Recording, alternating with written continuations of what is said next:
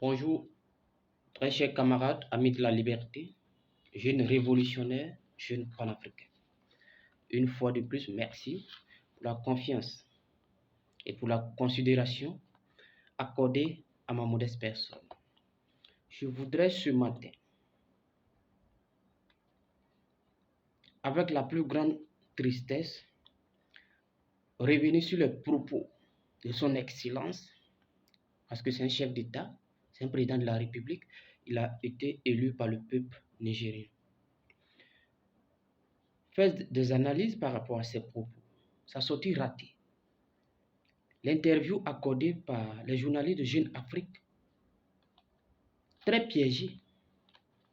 Jeune Afrique est une maison d'édition de propagande occidentale qui sème la terreur en Afrique. Ça veut dire la lumière que Jeune Afrique fait en Afrique, c'est toujours de voir l'Afrique dans l'obscurité. Le mauvais côté de l'Afrique, la guerre en Afrique, les catastrophes naturelles en Afrique, la pauvreté en Afrique, en guillemets, qui dans une sortie dire qu'il affirme, c'est affirmatif, que son armée, il dit notre armée, il sait bien qu'il parle de Burkina, chez nous, pas du Mali, il parle précisément encore du Niger. Que les terroristes sont plus forts et plus aguerris que notre armée. Un chef d'État, qui est le chef suprême des armées, démoralise son armée. Sur le terrain, qui veille coûte que coûte pour éradiquer ce fléau qui gangrène un peu la sous-région ouest-africaine. Mais malheureusement, lui-là même qui te commande, lui-là même qui doit structurer l'armée, lui-là même qui doit t'équiper en armement et en munitions pour pouvoir combattre sur le terrain, dire que ton ennemi est plus formé, est plus fort que toi. Psychologiquement parlant, il va démoraliser, et il a déjà démoralisé le moral de ses troupes sur le terrain. Mais écoutons, on part en guerre, le chef dit qu'on ne peut pas parce qu'ils sont plus forts. Les armes qui sont à leur possession est supérieure à la nôtre, donc on ne peut pas combattre. Mais il faut y aller quand même. Dans ce cas, on ne peut pas se faire tuer par l'ennemi. C'est entre guillemets, c'est voilà un peu ce qu'il dit M. Bazoum. Donc je me demande, quelle sera l'utilité maintenant de ce président au pouvoir en tant que chef suprême des armées pour lutter contre le terrorisme? Il donne de la place aux terroristes au Niger. Il fait l'apologie, il devient le porte-parole des terroristes imposés en Afrique ici, au Niger. Lors de ces petits discours, M. Bazoum se prend comme un chef d'État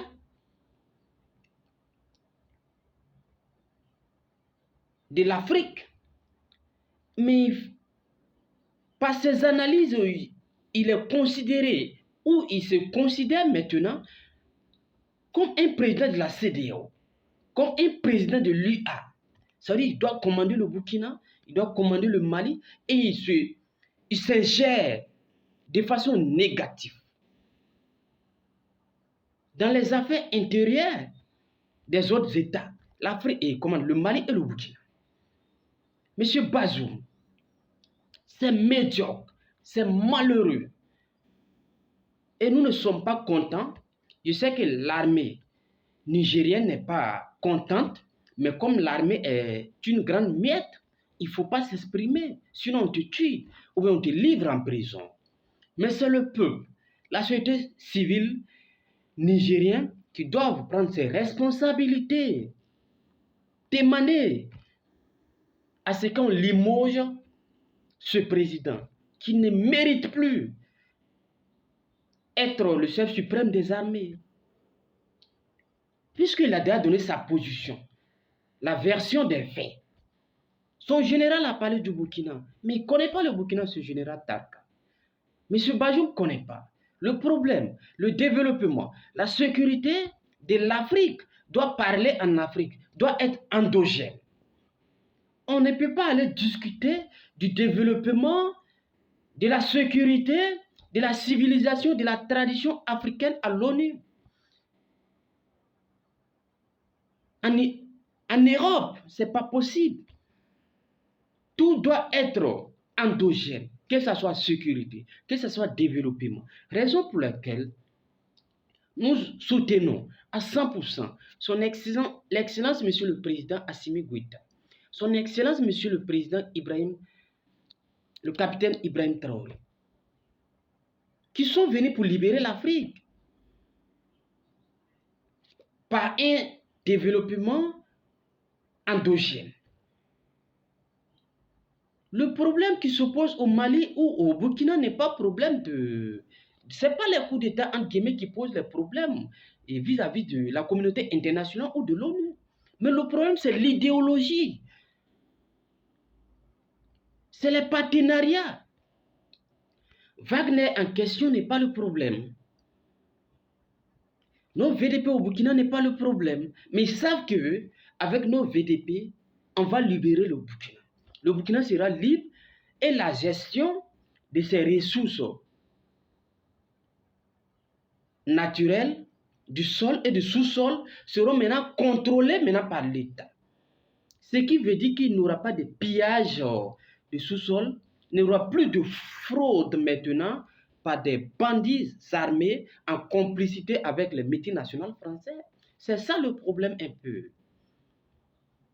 Donc nous comprenons du fait que la liberté ne va pas, on ne va pas nous donner nos libertés. Il faut l'arracher.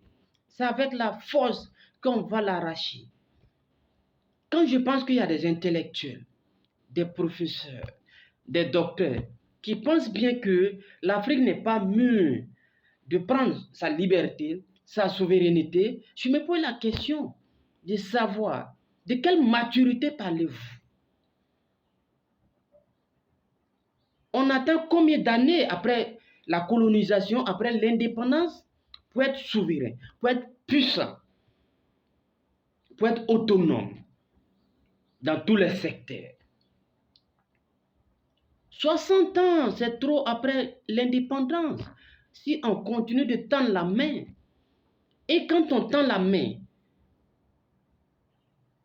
celui qui te donne doit toujours te dicter les idées directives, doit toujours te dicter les lois. C'est ce qui est normal.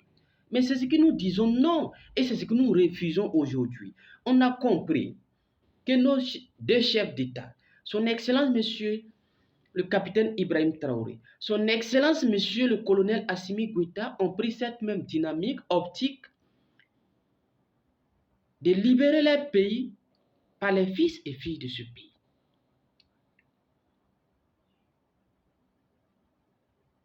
On nous empêche de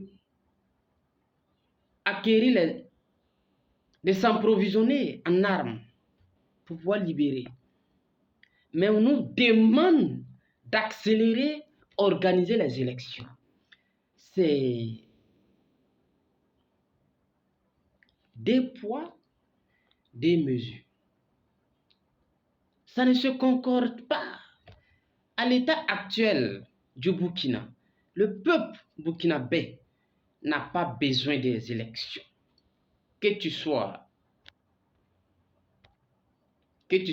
intellectuel, que tu sois illettré, que tu sois religieux, que tu sois traditionnaliste, que tu sois professeur, donc à tous les secteurs, la préoccupation majeure des Burkinabés, c'est la sécurité, c'est la reconquête du territoire.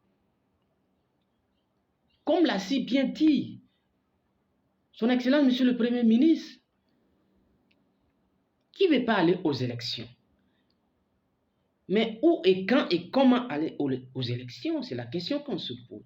Vous êtes prêts à nous soutenir à des centaines de millions de Français, des milliards du moins de francs CFA pour aller aux élections? tout en sachant que le Burkina a un problème sécuritaire. On vous demande un accompagnement simple et meilleur pour libérer le Burkina de ce problème sécuritaire afin d'organiser les élections et donner le pouvoir à qui de droit. Le problème se pose à ce niveau.